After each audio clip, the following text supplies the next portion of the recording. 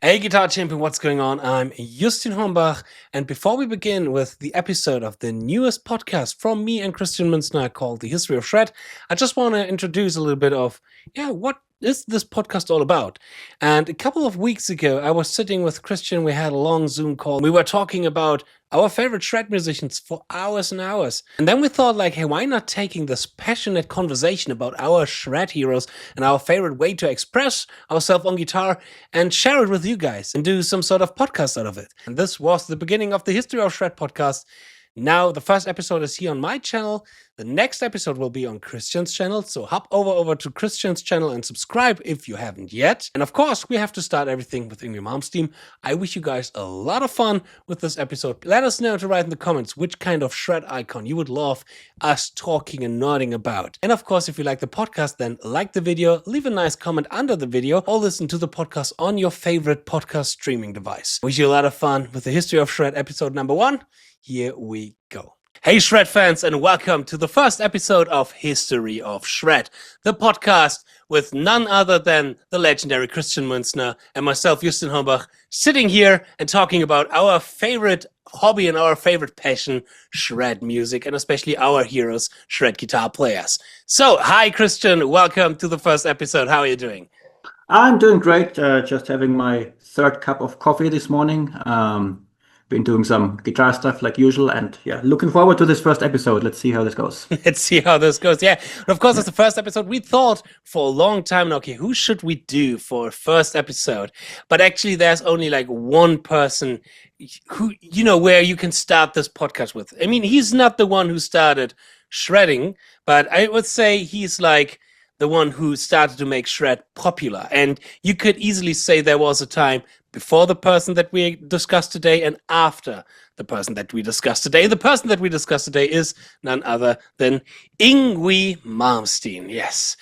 And we are going to talk about today a little bit about, the history of Yngwie, why Yngwie is so special, why he is the 𝐺OT, the GOAT, and why, what kind of impact he has on us, on me and on you, and why everybody should listen to Yngwie.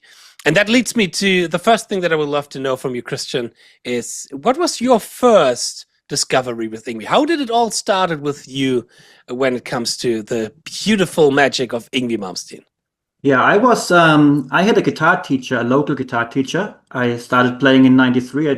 I knew who Yngwie was already when I started playing, but I wasn't into his music. I was more into AC/DC and Black Sabbath and Maiden and stuff that you like as a beginner, stuff that I still like, but I wasn't really, I only saw pictures of Yngwie in the metal magazines, and I saw that he was wearing eyeliner and stuff, and I thought, this is kind of strange, and probably like some Bon Jovi type of stuff, nothing that I would listen to.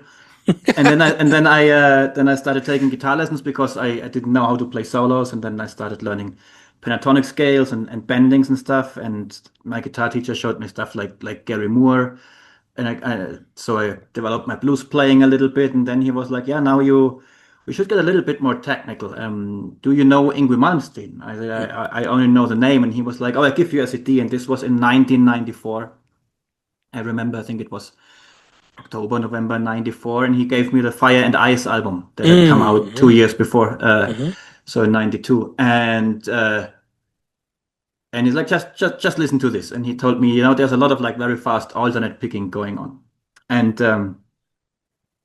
so I took the CD home and I put the CD in my player, and the first song that opened is Perpetual. It was the first time I ever heard like neoclassical metal. And I was like shocked. Like I never heard anything like that, because when you come from, I guess before that I knew Metallica solos, I knew I listened to some Pantera and some Megadeth that definitely has arguably technical playing, but not, I never heard the guitar played that fast, like the fast picking, and it was just so different from everything I'd heard before, and I first couldn't believe that this is humanly possible to play like that and to play that fast. And then, but I also really liked the music, I really liked the arrangements, like the big keyboards and the stuff. I liked the vocal melodies, and I didn't really expect it. And then I was like from that moment on, at least for that time period, he became my absolute hero and replaced all the other guys I was listening to before. Of course, since then, I discovered many more players, and I'm no longer like one of those pure Yngwie worshippers. But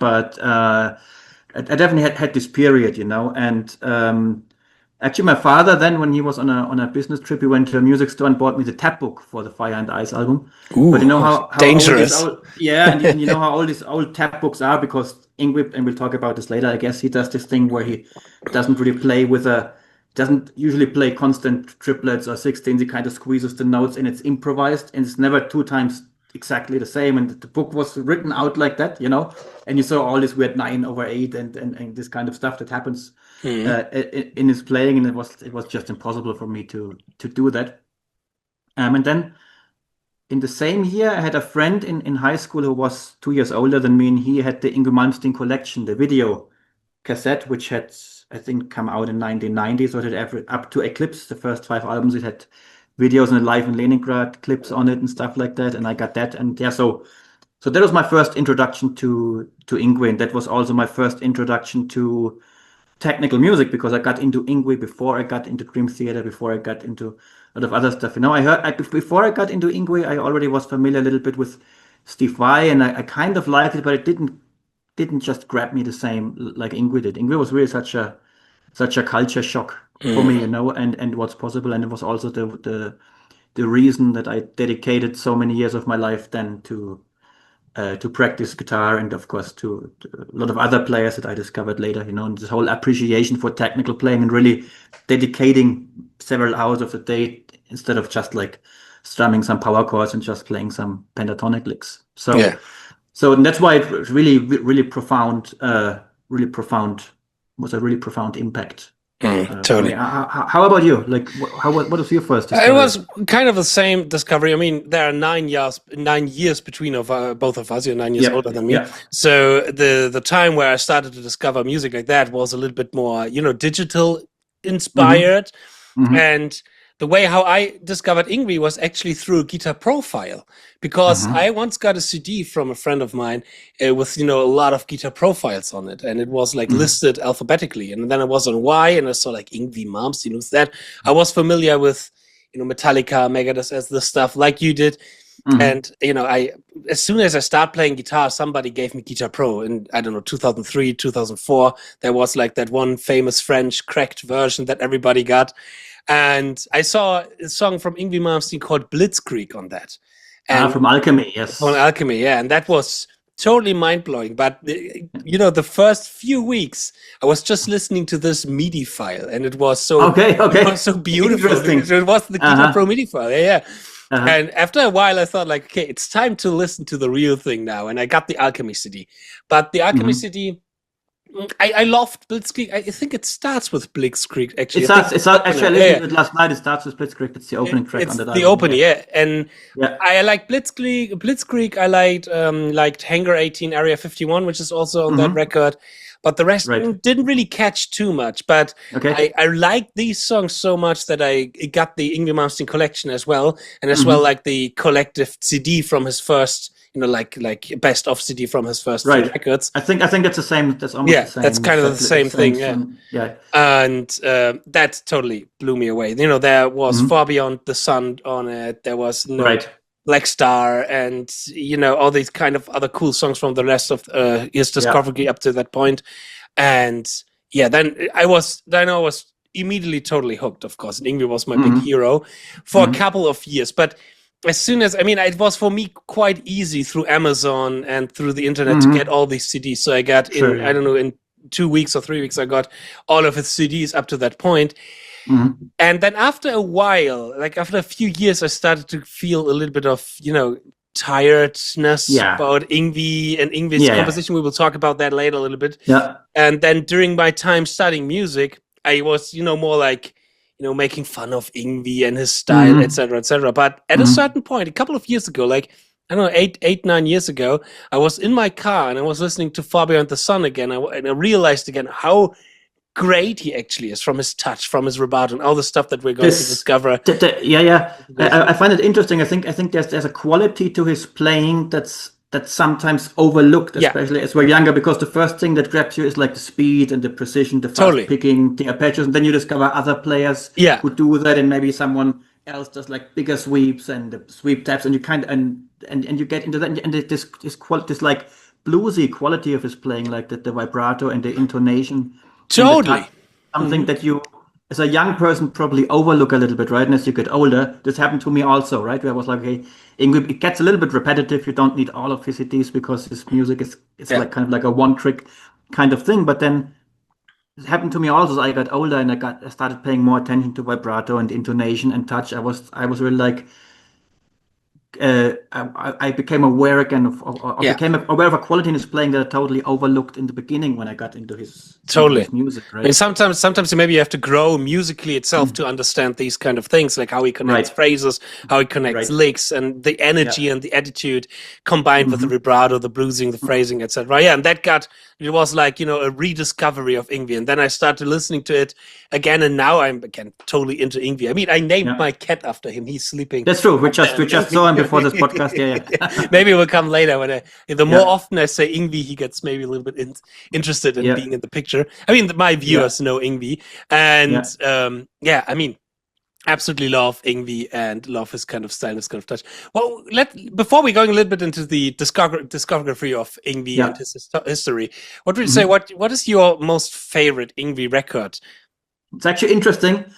It's actually Alchemy. I know this is a weird answer. Because most people would say something from his 80s period, and some people also argue that his tone was definitely better before his car accident and stuff like that. And I get all of that. But there is something about Alchemy, I don't know. It's so uncompromising. It's also, in my opinion, the last really, really good record that he did. I love Mark Bowles' vocals on it. I love this whole fantasy thing that he does. There's no ballads. It's just like balls to the wall, you know. No ballads. That's a good point. Yeah, that's a good point. Very uncompromising. And I know a lot of people probably would pick something different, like from the first three. And I love all the 80s stuff as well, and most of his 90s era. But Alchemy is probably the one I get back to the most. It was kind of maybe it was also the time in which it came out. I don't know. Maybe it's a tie between that or maybe the first Alcatraz, No Parole from Rock and Roll album, which I think has his best playing probably, and his best tone. But of his solo albums, it's actually probably Alchemy. And I know this is a weird answer, but that's the one for me. How about you? For me, it's the first one, the Rising Force. Rising Force. Yeah. Rising Force. Yeah. But I get your point, and I can understand it to a point of view, because when I discovered Yngwie, all of his records already, you know, were released and were out there, and I could imagine that, you know, in the time 99, you were we were like 18 or so. No, I was 17, 18. 17, 18. Yeah. You know, and probably, you know, being bored of all the music and the radio stations, etc. Exactly. And then getting the hype of a new record from Yngwie. I can imagine that this kind of has an emotional impact on you. Yeah. Especially because all the cliches that people said that he shouldn't do because it's the 90s, and he exaggerated them to the maximum, you know. It was the same time, you know, when bands like Rhapsody, for example, came out or who? I don't know that. I heard of that band. Or Symphony X or stuff like that. So it was Children of Bodom, right? And then I guess he was kind of probably a little bit inspired by the development that in Europe this kind of stuff came back, and in Japan, and then he amplified all the cliches that people criticized about him to the maximum. And it was just such a statement for me, you know, in that time. It's kind of like that just has an attitude when you do something like that, you know, and that something I liked. I think that's the same for the first record as well. That is kind of a statement, because the first record has like 2 songs with vocals on it. The rest is all instrumental. These instrumental are all balls to the walls, as you said, you know, really in your face, extremely precise and great shredding.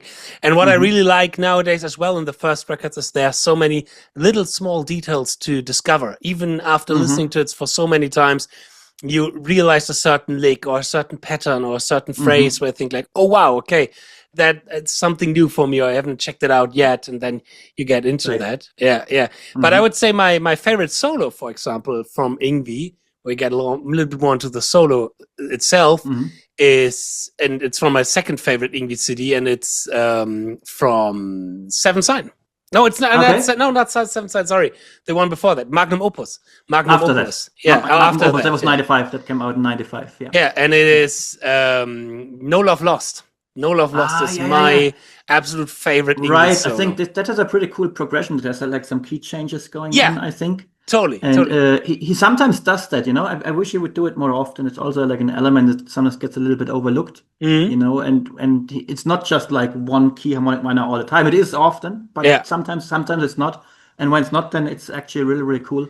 And I It's love that solo because, yeah, as you mentioned, there are so many elements to it harmonically as hmm well. So it's not only hmm harmonic minor all the time. right. He starts with a bluesy Jimi Hendrix vibe, kind of hmm Vavar hmm blues Yeah, phrases, and then going to some modular kind of work again, expanding the Phrygian kind of scale, but also the right, energy of that solo. And that's one, I right. think, one really important thing for Yngwie is this energy and the attitude that you hmm have there, and the way how he is running into notes and how he's connecting certain runs and phrases. And I It's absolutely love that. it's interesting, you know, because to me he's not like many other shredders where all the stuff is like written out and it's all about Hmm. like playing even groups. He's more like a classic rock player, almost like Jimi Hendrix or Richie Blackmore, but then with this incredible technique Yeah, of all the guys that came after him, you know, and that I find very, very special about him. Like totally. almost none of his copycats have that Yeah, quality to their he playing. is a really great blues guitar player. Yep. He has a really great blues touch, and you can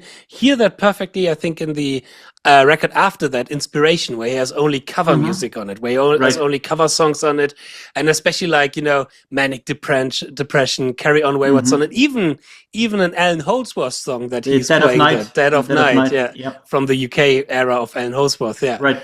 Which Right. is also, you have to have balls to do something like that, to Oh have yeah. take a song from Yeah. Alan Holdsworth and cover it in that way. You have to have, Absolutely. I mean, we all know that Yngwie definitely has his balls and has his, hmm confidence. hmm But yeah, I think there you can perfectly see what kind of really great blues guitar player Yngwie actually can be, and that he really comes Yeah. from blues playing. Yeah. He's one of the very few people who, when they play Hendrix, it really does it justice. I think it's him, Yeah. maybe Ulrich von Roth, Hmm. Robin Trower, Stevie Ray Vaughan, Frank Hmm. Marino, and these are like the only ones that I could think of, you know, that really Totally. play Hendrix and really do it justice.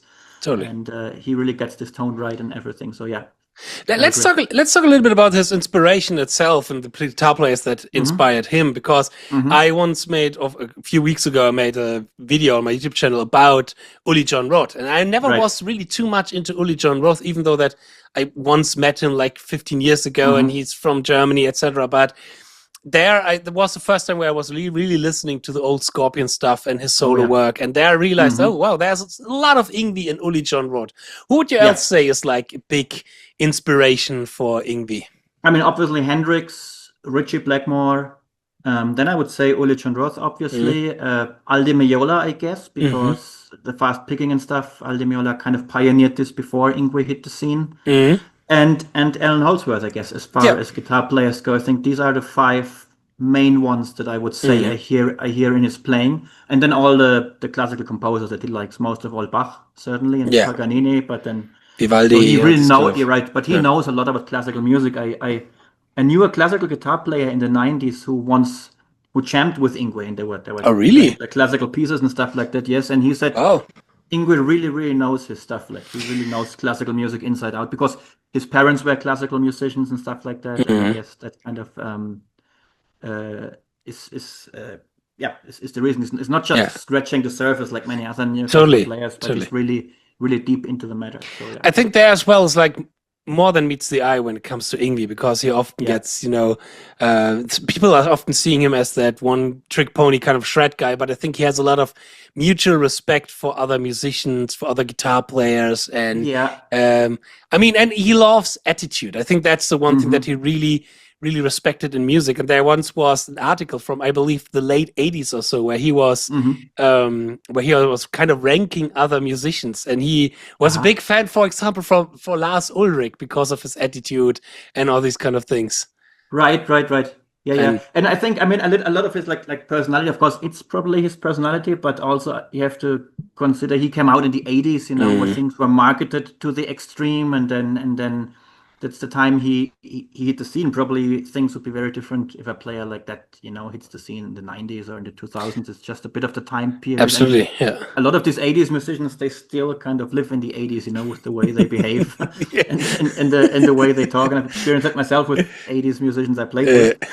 And And but that kind of plays into that, you know, there's Yeah. like a showbiz element to it, and then to market it, he was reduced to a few superficial elements that people see, and then they overlook some of the true qualities about his playing or his music. No, I think he's a good songwriter also. Not I mean, I don't really like his last couple of albums and stuff, but in his peak, I think, you know, his vocal melodies and chord progressions, I think the songs were really well crafted, you know, like in the 80s and the 90s, I think. Mhm. They did some really good work there. Yeah, absolutely, absolutely. I would also say that the peak goes to Alchemy. I would say after Alchemy, Yeah. that what really went down. I mean, I've never been the biggest fan of Eclipse and Fire and Ice, but Okay. I mean, I there's kind of like them. I kind of like the Garen Edman era. Actually, like very interesting aspect that maybe even you don't know. Garen Edman almost was the singer on the first Eternity's End record. oh, Almost. It was in okay, the end. It was a didn't tie knew. between him and Ian Paris. I was in touch with Garen Edman for a while, and he Hmm. told me some stories about Yngwie, and he didn't like it too much the time he wasn't Yngwie. I actually like, but yeah, I understand what you mean. It's a bit AOR. It's a little bit more commercial. You know, Yeah. it was a little bit try to be a little bit more radio friendly for the time. But I actually think he did it really well. I know that Per Nilsson, his Mhm. favorite Yngwie record is Eclipse. Ah, okay, nice. Yeah, It's so yeah, interesting to see how everybody has this kind of yeah. Right. different favorite Yngwie record. Hmm. And yeah, but in the 2000s or starting with the 2000s, it kind of got. Let's talk about this era a little bit. It kind of Right, got right.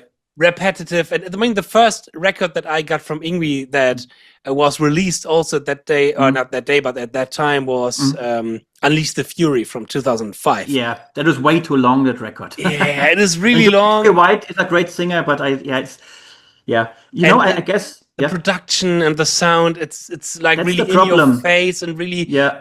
sterile, and there's not much life in the production, you know. The problem is, you know, I think he's still a great player. He still plays as great as ever. But the Mhm. thing is, he puts no more efforts on the production. Like he produces everything himself, really badly programmed drums. Now he's singing himself, at least on Unleash the Fury, and then later on he still had like Doogie White, and later he had Ripper Owens, who still had good Mhm. singers. But nowadays it's a shame actually, because I think he could be, if he would, for example, get the original Rising Force lineup back together with the Johansson brothers and Jeff Scott Soto, Right.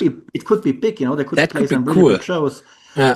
But the thing is, you know, and I thought about this a lot also with when you release albums your own, you're up to like, you know, 20 records or something. I notice I play a solo and I'm like, oh man, now I again play this lick. I played this 100 times. You know, of course it's difficult to reinvent yourself. And Yngwie, actually, compared to many other players, like he never really reinvented himself. He kind of stayed in the Mhm. same lane, which is why I believe you don't need all of his records, because it's Yeah. like just the same thing. But the thing is also, you have to consider when he hit the scene and he was like 19, 18, 19, 20, his style was already so developed and original, where many other players need a few more years and records to even get there. Like out of the gate, he was so original, and there was nowhere to improve in that direction. It was Totally. basically already perfect. And of course, then when it's like that, over the years, it becomes just a copy of the thing that you're doing, right? Yeah. So I think that's a reason also why the well has run dry after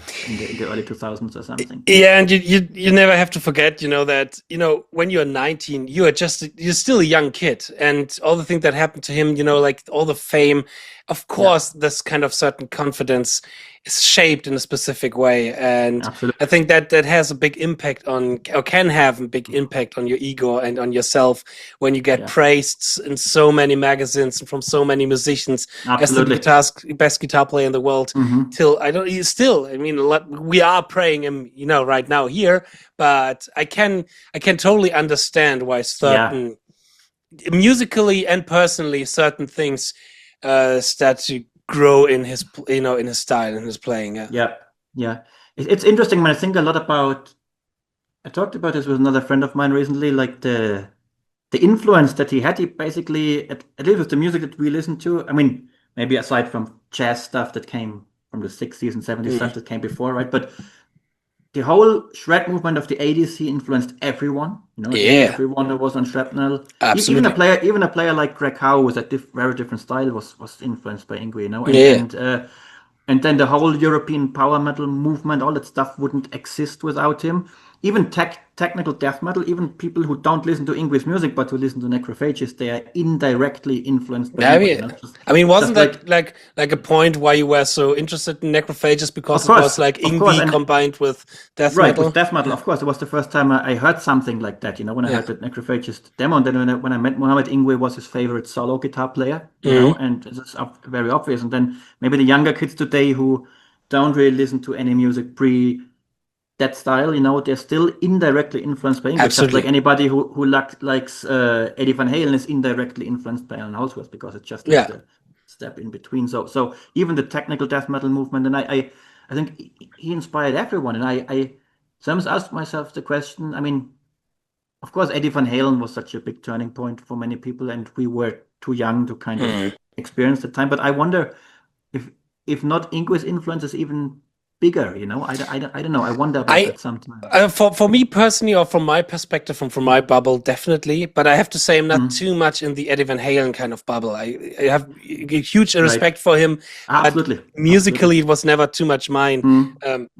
But I would say maybe the impact of Eddie is praised a little bit more as well, because of his character as well, and his kind of personality.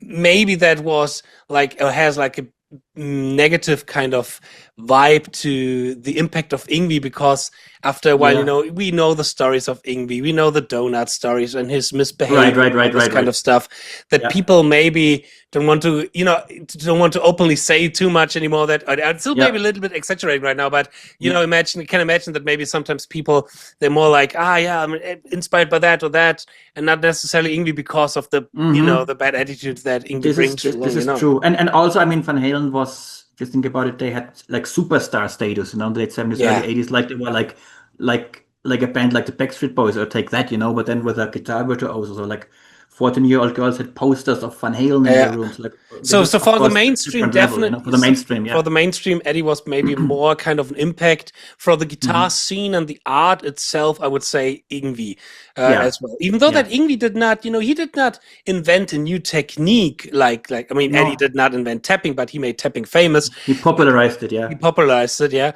But it is, you know, it is more kind of the musical itself, or the music itself, and especially again the attitude and the way how to solo and certain phrases, etc.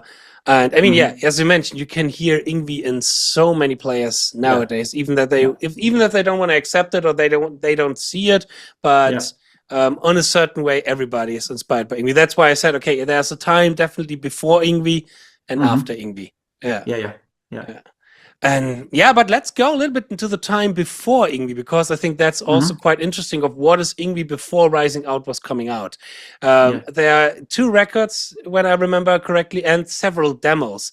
I never heard the demos, but me neither. I heard something really interesting, because I played with my Megadeth tribute band. I played one song from the Peace Cells record. I don't know what was the name again of that. I have to check it out. But there was like a Dave Mustaine solo on it, which sounds it's like the exactly same thing like in the song Rising Force. Just an octave lower. The 2-string arpeggio thing, you mean? And then I was saying in a video like, maybe Yngwie was inspired by Dave Mustaine and Megadeth. And then somebody wrote me like, or told me like, hey, no, that section was already 10-15 years old when he released it, because it was on one of the demos. Interesting. And he told me as well that the demos back in the day, especially in the States, were extremely popular, and every metal guitar player and every metal musician had one of those demos. Was that one of those demos that he sent to Mike Varney when Mike Varney had could be column? Okay, interesting. Could be interesting. And now you've mentioned it, Mike Varney, again, another person. Definitely, we should be including at a certain point Mike Varney as well. Absolutely. Even though that he's not a guitar player, but he's responsible for. He actually is a guitar player. He does some guest solos on Richie Kotzen's Fever Dream and High Gear by Greg Howe. He actually plays a little bit like bluesy guitar. Not too bad, actually.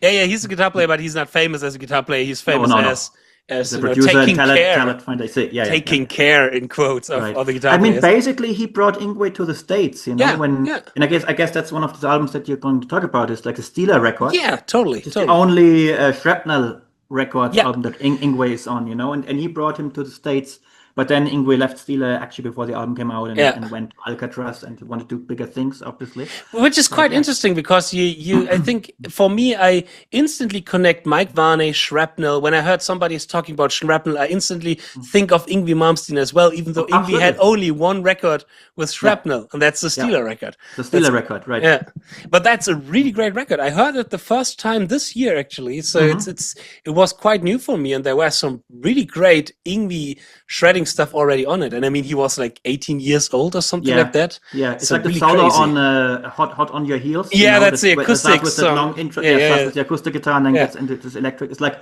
a kind of eruption type of thing, but Yngwie style. And actually, when I met Rusty Cooley like 2 years ago, he told me he had the Steeler album when it was brand new, when it was released. Like his introduction to Yngwie was Steeler when the Steeler album actually came out in '83. So that was before Alcatraz, before Rising Force, you know. And I mean, I can only imagine what kind of a shock it must be to hear that kind of playing in '83 when you compare to everything else. Rock guitar at the time, how it was on such a different level. It's interesting because this album, there's almost no harmonic minor on it, right? Yeah, it's true. Like hard rock tunes, and it doesn't really play his neoclassical stuff a lot. Yeah, the Alcatraz as well has not too much of the harmonic minor kind of stuff. We have like Jet to Jet, which is a little bit more, you know, conversion kind of chord progression, these kind of things. But I think that's also quite interesting to see, you know, the difference between Yngwie Malmsteen playing the Alcatraz records and then Steve Vai, for example, trying to play these solos and trying to do has to do certain things with tapping because he cannot pick he doesn't have the endurance, doesn't have the strength, you know. It's like, and I read an interview with Steve Vai where he said he was super nervous, and you can actually see it on some of his old Alcatraz videos, because nowadays we all know Steve Vai is a very good performer who's like almost perfect and doesn't do any mistakes. But on these old Alcatraz live videos, you can see that he was nervous. He doesn't look too comfortable. It's not his best playing actually in a live setting, you know, compared to how we know him nowadays. And I read interviews with Steve Vai where said he was so nervous at the time that he almost wanted to quit making music, you know, because he was like, he didn't see himself as a successor to Yngwie, you know, he didn't see himself as a type of player. And I mean, replacing Yngwie, this is an impossible task, you know. It's a very ungrateful task to do.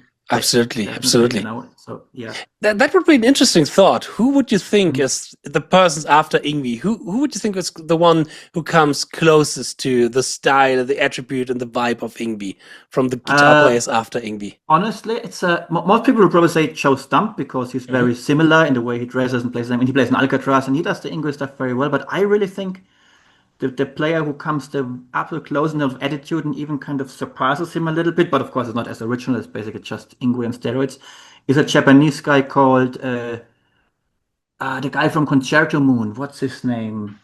But this and there is this Concerto Moon record called Gate of Triumph from 2001. This is kind of like the same attitude Yngwie, but with like almost like Yngwie with an 80s Paul Gilbert kind of technique, like really insane.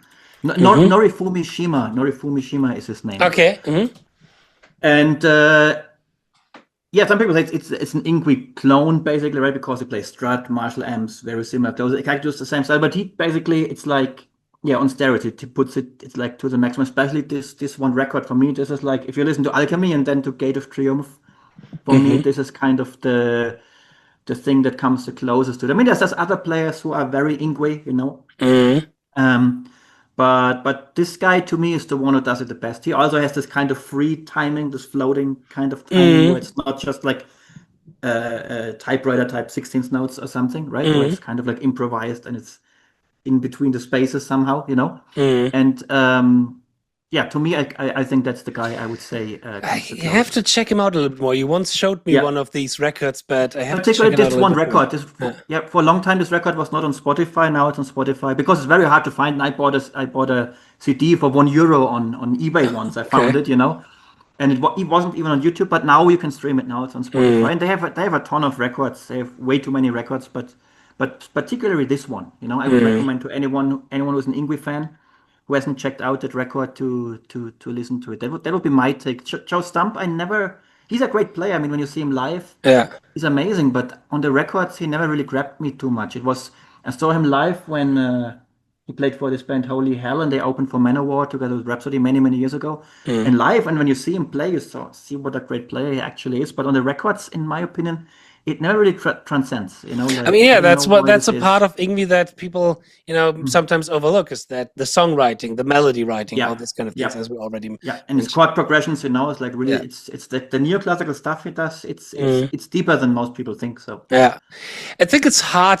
for me to get like one guitar player where I would say, okay, he's like the one who's closer to Yngwie. I would more diverse it into different kind of skills. Like, for example, vibrato wise or phrasing wise, maybe. I mean, I'm more modern guy, so maybe people like Jeff Loomis, or for example, I think has a kind of similar vibrato to Yngwie. Definitely, When it comes to combining lines to longer breathing licks, or how to approach target notes, I would say Vinnie Moore is one who does. Vinnie has his own strengths, definitely. He's a great player, but I never considered Vinnie, even though the first album were neoclassical, I never considered him like an Yngwie copycat. I never thought he's someone, or 𝙁𝙗𝙗 neither. I don't think these guys tried to sound like Yngwie. It had a different spin on the neoclassical thing. Definitely not clones or copies, but inspired. And there I would say it's like the one who got Yngwie the best, like when it comes to, again, combining licks and how to form longer licks and all these kind of things. And I think about this a lot because these people are kind of the same age, right? Vinnie Moore is like a year younger than Yngwie. 𝙁𝙗𝙗 is actually a few years older, actually. And I think all these players started playing at the same time. And I guess what happened was Yngwie became such a commercial success that when Mike Varney signed Vinnie Moore or 𝙁𝙗𝙗 and they put out their records, probably he said, go a little bit in the neoclassical direction. Because absolutely. It sells nowadays. But they were influenced before by, when you listen to Vinnie Moore, I guess I hear a lot of Larry Carlton, I hear a lot of Michael Schenker, also Alan Holdsworth, 𝙬𝙗𝙀 Miola, this kind of stuff I hear in his playing. But then probably Varney said, write some neoclassical compositions, right? And then you see this style emerging, which is great. I mean, I love. I mean, the first Vinnie Moore record we all know we'll absolutely love. Probably Vinnie Moore and 𝙁𝙗𝙗 to me personally are more influential actually than Yngwie in terms of the music, and they play with a humbucker and it's a little bit more like. I think probably influenced me even more. But these people wouldn't be. I wouldn't have discovered them without Yngwie, and of course they wouldn't have done what they did without Yngwie's success. So even that's the thing, right? Even if you're more inspired by someone who came later, it wouldn't have been. It wouldn't have been there without Yngwie. That's just the way it is, That would be another thing that would be quite interesting to hear from you, is like inspirational wise. I mean, you have a big catalog of albums out and solo records and guest solo and stuff. Is there any particular kind of section or solo that you could remember where you would say, okay, that is highly inspired by Yngwie, or that was extremely inspired by Yngwie? Absolutely, the first Eternity's End record, The Fire Within. That's my Yngwie wannabe record. Actually, I mean, this is probably my technique. Of course, in this record is more inspired by someone like Michael Romeo because I'm a little bit more legato and more tapping stuff, and more like seventh arpeggios and stuff like that. But the songwriting is just pure Yngwie worship on that album. Of course, it's a bit heavier because I have my thrash and death metal influences there for my rhythm playing. But the songwriting in general is like. It's like songs like Eagle Divine, for example, or White Lies. That's kind of inspired by Judas, by Yngwie. The Dark Tower is very inspired by something like Dark Ages or I'm a Viking. So the whole songwriting on that record. The song Moonstruck is very much inspired by the song Forever's a Long Time from Fire and Ice, or Vengeance from Magnum Opus. So this is definitely my Yngwie record, where I'm like definitely the whole song it's basically almost like Yngwie type songwriting, but with Yngwie type wannabe songwriting, but with a more like Michael Romeo, Greg Howe inspired kind of approach to the way I play the lines, because my technique is more inspired probably by those people. But that's like the songwriting is total Yngwie worship, and I think of course there's Yngwie influence on everything I do, because certain licks, certain phrases. I mean, even Epitaph, of course, a lot of Epitaphs also all harmonic minor or frigid dominant. I play it many times. I play this lick that he does in Trilogy Suite, the very famous 3-octave like harmonic minor 12-note lick. Was it like one of the first licks that you've played or learned from? Yeah, because I got the REH tape, the Yngwie REH the tape legendary. from 92. Yeah, and I ordered that, and I was watching that religiously, and that's where I learned my first 3-string diminished sweeps that I still do a lot. And this lick, I still do it nowadays. I mean, when I do picking, I often fall back on that lick, because you can play it in groups of 6 as well as groups of 4, and you can play it picking, you can play it legato, you can tap it, you can do whatever you want, but it's like that's reappearing all the time in my playing. So I think there's every record I ever did has some nods to Yngwie on it, but The Fire Within is definitely the one where I want to be Yngwie for a year, and then I was working on that record, so that's where it shows the most, I guess. Yeah, interesting. Definitely worth to listen to. It's the second best Eternity's End record. So far. Yeah, that's true. All right, what else is about to say about Yngwie? I mean, we both are not too much of the gear kind of guys. No, he's a Strat player, obviously. Strat player, frets, Scallop frets. I think that's. I mean, for that reason, I got the scallop frets on my signature model, because here on all his guitars, on all his frets, I don't find it very beneficial for rhythm playing. That's why I'm only doing it up from the 12th fret. Because Yngwie, I mean, world-class player, but let's be honest, he's not really known for his rhythm playing skills too much, or for his tightness when it comes to the rhythm playing. We haven't really talked about the really bad albums, like what do you think of his blues album? I personally don't think it's too bad, because of one reason. Because I think it's a bold and brave move to say, okay, I just do a blues record right now, and I can understand it, because I can imagine that Yngwie. I think that was probably a time where Yngwie wanted to reinvent himself a little bit, or bring himself into a different direction. I mean, every band's musicians have these kind of records, Risk from Megadeth, and Send Anger or whatnot from Metallica, etc. But I think I would consider it like this: that Yngwie wanted to do something else, but the execution of it is it sounds like, especially with the vocal, it sounds like Elvis freestyling lyrics over YouTube blues backing tracks. It's kind of the first thing I thought when I heard that, but at least it writes something different. It's also, I saw him live recently for the first time ever. Have you ever seen him live? No, it's so far not unfortunately. I mean, he's not playing too much anymore here in Europe. No. I saw him in Mexico City, and it was, I mean, his playing is still brilliant. It's amazing, but I was really so disappointed because he doesn't play full songs anymore. It's like he starts with Rising Force, he plays the first verse, goes into the solo, then stops, goes into the next song. So the whole concert is just a medley. And then he just plays the solo section from Vengeance, but then goes in. So the only song he played complete in a 90-minute set list was Far Beyond the Sun. Everything else was just shortened, very short fragments. And that's a shame, because I really like his songs. I want to hear more. And the keyboard player who was doing the vocals, but the keyboard player and the bass player are standing in one corner of the stage. You almost can't see them, and he has the whole stage to himself. It's almost like a parody, at that point. And I liked it better when it was like, when I see these old videos live in Leningrad, when it was like a band. Right? Yeah. It's much more. That's much more what I want to see in the guitar as a part. Of course, it can be dominant, right? But it's a part of a picture, Yeah.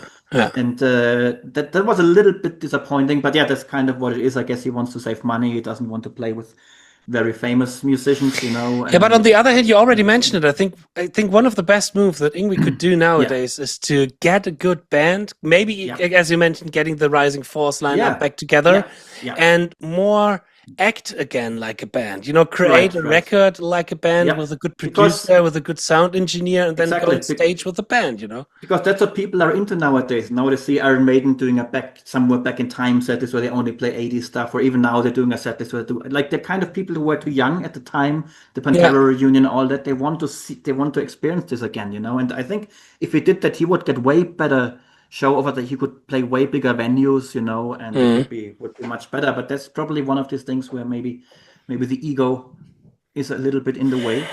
A little bit, but money-wise, I think these kind of things could get a lot of money. Maybe over-exaggerating a lot of money, but I think way more than what it could be quite profitable to have like a good band, and to respect that legacy, because that's kind of a little thing. It does not really respect the legacy that Yngwie did so far, when he's doing only medleys, and he's not really having a band, or the band is standing weirdly on the side of the stage.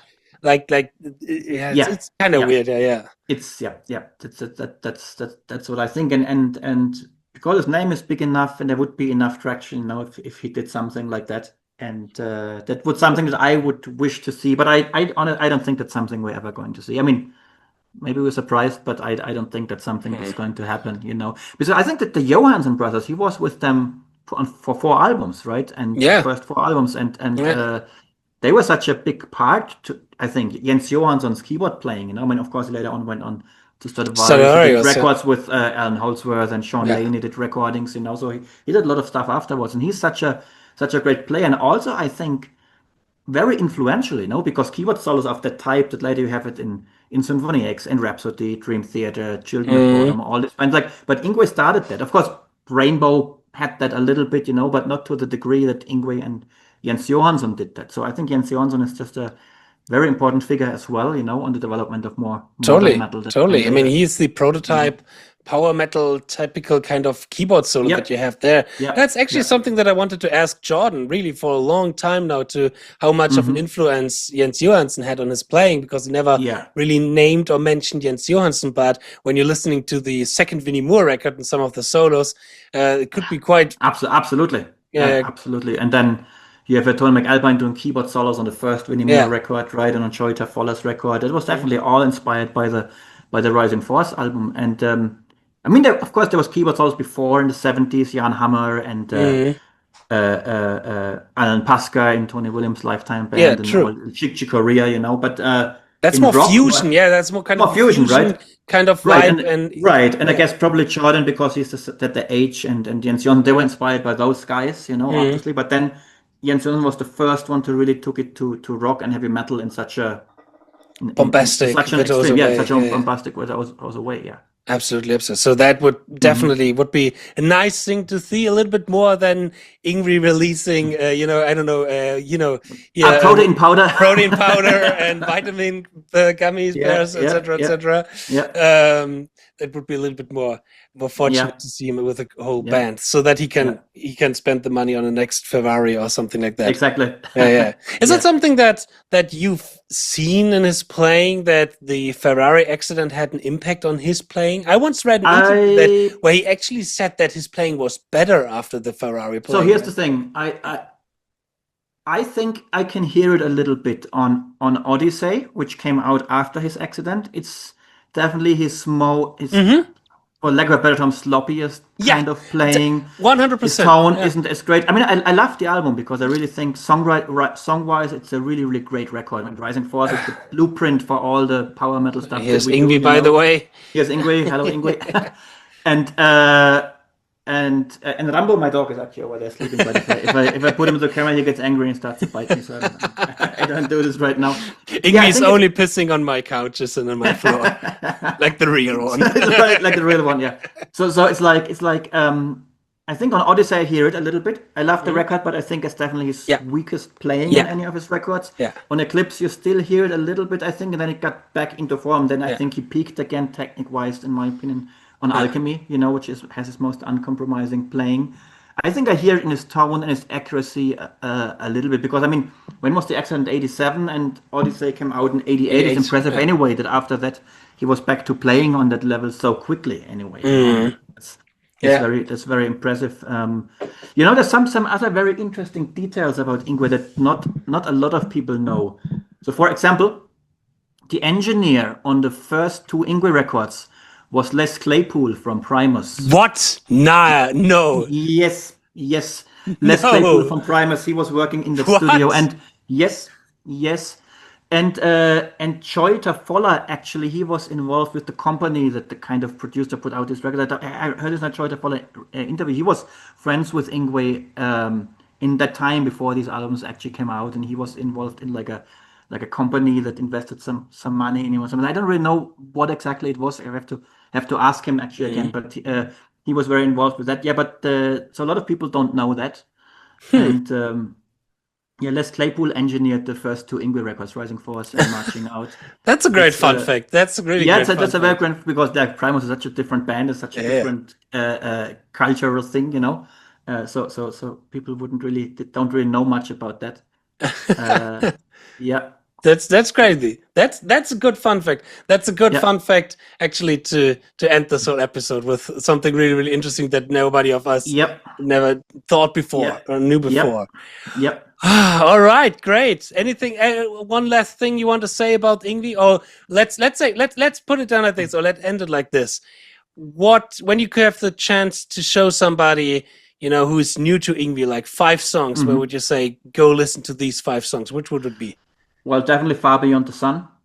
That's definitely for me the best, one of the best neoclassical instrumental compositions. Is the Blueprint, I guess. It's definitely number 1. Then, it's a good question because there's so many. Then I would say definitely the song Rising Force. Totally. From the Odyssey record, German vocals, because that's the European power metal blueprint starting point, in my opinion. Where it all starts. Then probably Blitzkrieg, because it's just so extreme. Yeah, it is, and over the top. And probably Alcatraz, Chat to Chat. I think for the time. So that's 4.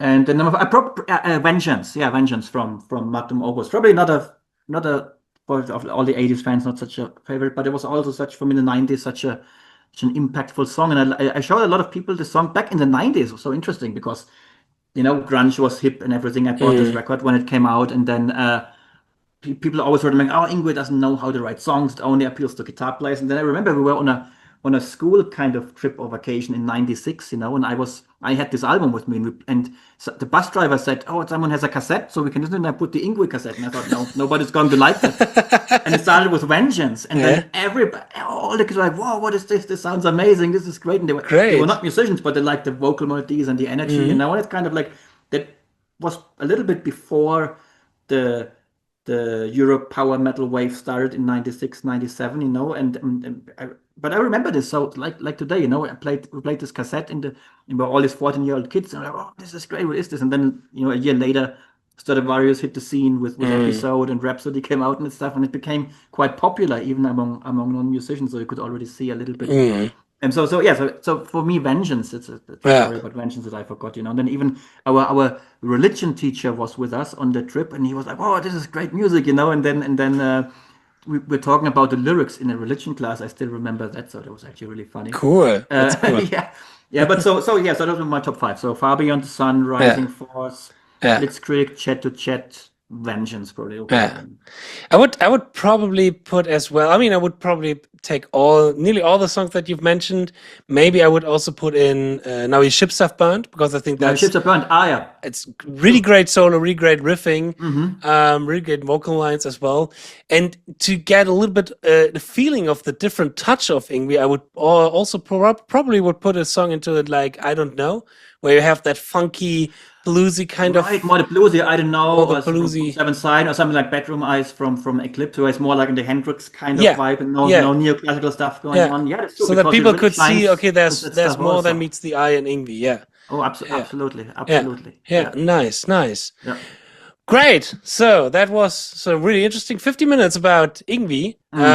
If you guys are also interested more in Yngwie, then feel free to check out on my YouTube channel. I made a lot of videos about Yngwie. Ones where I highly regret the title, because the title was Why We Don't Sound Like Yngwie, and everybody thought I will talk about gear, but I never talk about gear. I'm not a gear guy. You talk about timing, right? I talk about timing, and I talked about the targeting, the approach notes, the target notes, how to approach them, all these kind of things. But and of course, listen to all the music that we've discovered and that we showed to you here on this podcast.